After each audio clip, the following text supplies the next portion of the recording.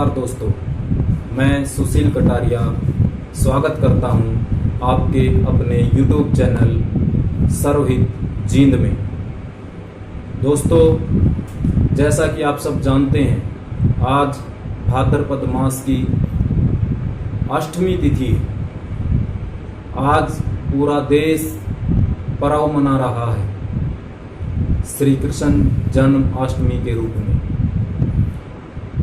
अपना देश पूरे संसार भर में विख्यात है पर्वों का त्योहार। इसे पूरे संसार भर में जाना जाता है पर्वों के नाम से।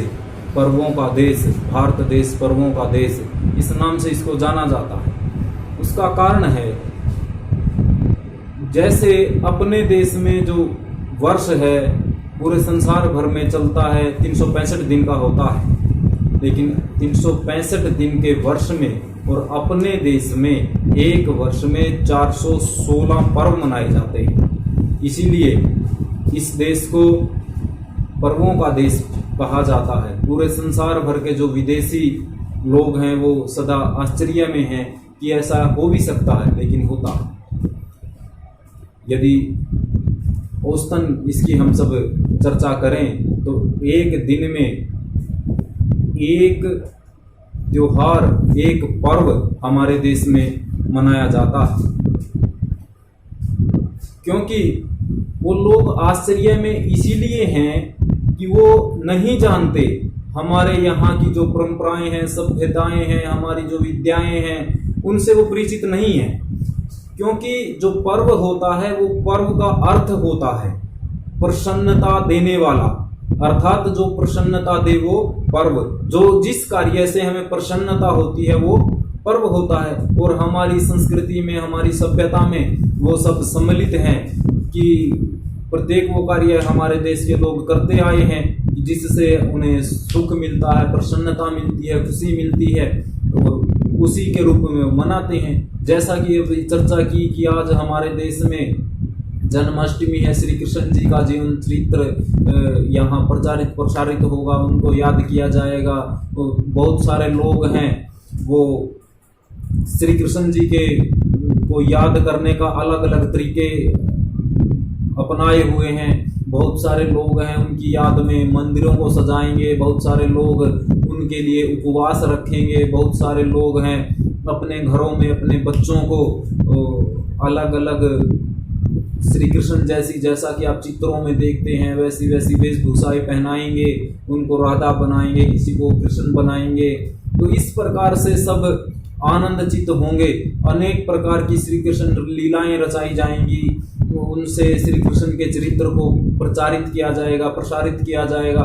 उद्देश्य केवल मात्र यही होता है कि आज यदि जन्माष्टमी मनाई जा रही है, भाद्रपद की अष्टमी तिथि को, कृष्ण पक्ष की अष्टमी तिथि को, तो उसका उद्देश्य केवल यही है कि श्री कृष्ण को हम सब जाने, श्री कृष्ण के चरित्र को जाने। इसीलिए इसको सब प्रसारित करते हैं। दोस्तों, क्या विचार करने का जो विषय है, जो आज श्री कृष्ण जी के चरित्र का हम सब देखेंगे, जो प्रचार प्रसार कई दिनों से चल रहा है और चलाया जाएगा, क्या वो वास्तव में सही? आइए उस पर थोड़ा विचार करते हैं।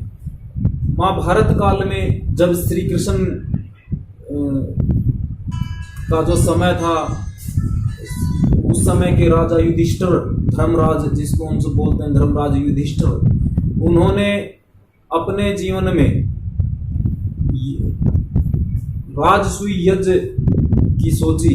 पूरे संसार भर में जब उन्होंने सोचा कि मैं चक्रवर्ती सम्राट बनूं और राजसूय यज्ञ मैं करूं, तो उनके सभा में चर्चा होती है, और चर्चा में भीष्म पितामह है, उस समय के गुरुजन, आचार्यगण, विद्वान, मंत्रीगण सब उपस्थित होते हैं। और उनमें चर्चा होती है कि इस यज्ञ का नेतृत्व कौन करे, इसको आगे लेकर के कौन चले। तो एक मत से श्री कृष्ण का नाम आता है।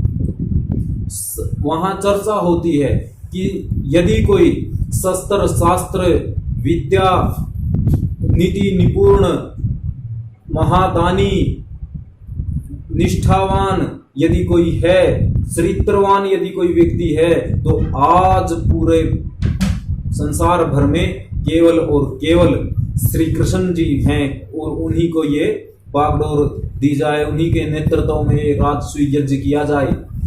और महाभारत में भी इसका प्रमाण मिलता है। जब हम सब उनको पढ़ेंगे, उनको देखेंगे, तो वो हम सबके सामने होगा। लेकिन दुर्भाग्य है, आज हमारे देश में चारों तरफ मंदिरों में गाने बजते हैं श्री कृष्ण के नाम, उनको राधा के नाम से जोड़ दिया जाता है।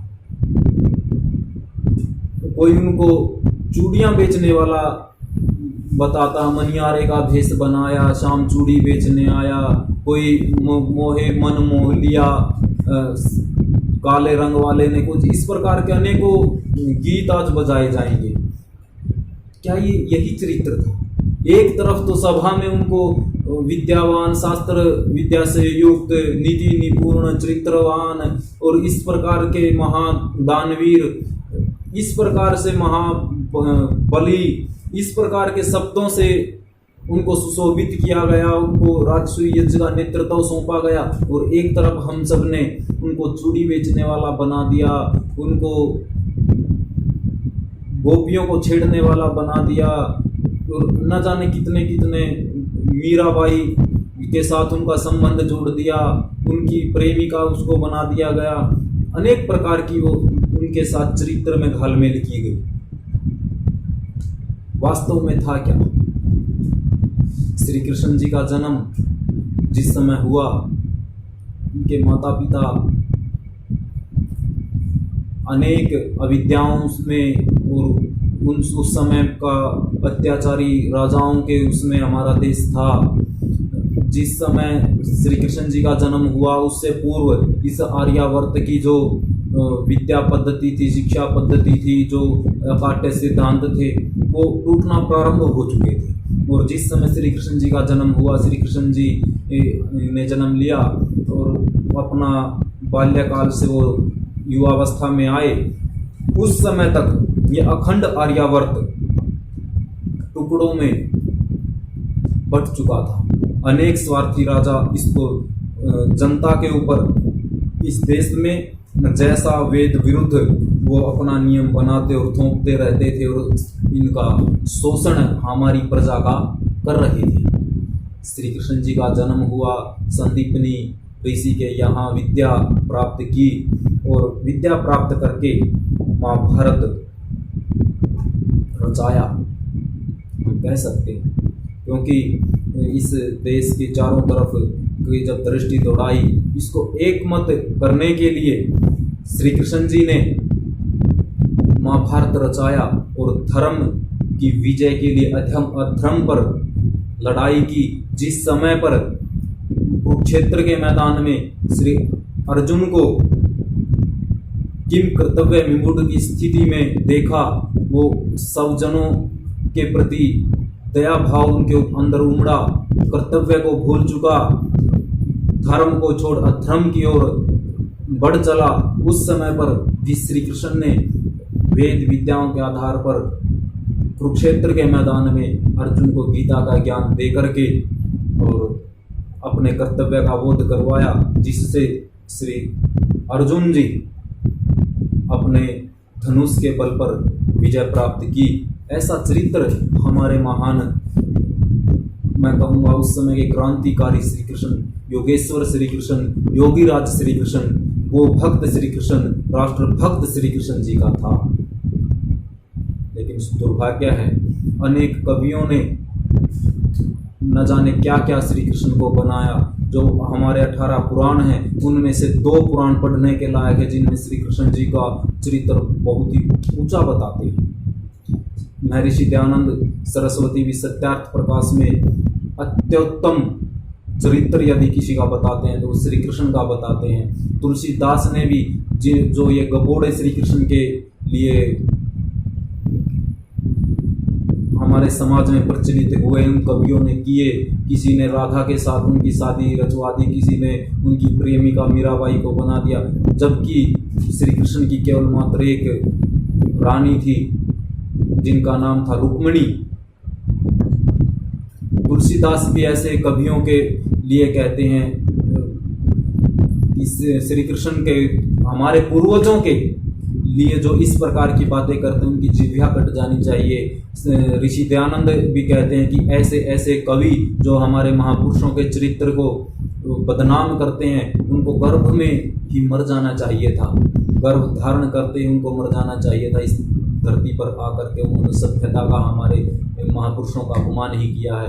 लाला लाजपत राय भी श्री कृष्ण को एक बड़ा ही आदर्श अपने पुस्तकों में दिखते हैं, लेकिन हम सब के सामने उसको नचैया बना दिया गया, उसको चरित्रहीन बना दिया गया। हमें विचार करना चाहिए और उसी विचार के लिए मैं आप सबके साथ साझा हुआ हूँ। आप सबको जैसा मैं सीख पाया हूँ वैसा आपको सिखाने का, आपके साथ चर्चा करने के लिए मैं आपके साथ आया हूँ।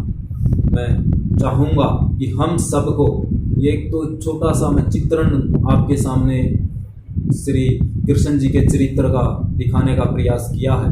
और भी अनेकों विशेषताएं श्री कृष्ण जी में हैं और जिसके विपरीत आज हम श्री कृष्ण को दर्शाते हैं।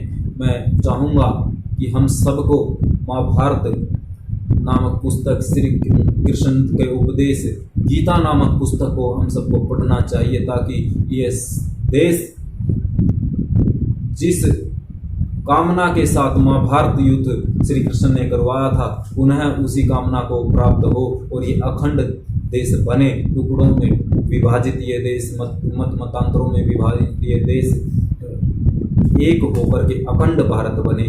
आप सबका धन्यवाद। नमस्ते।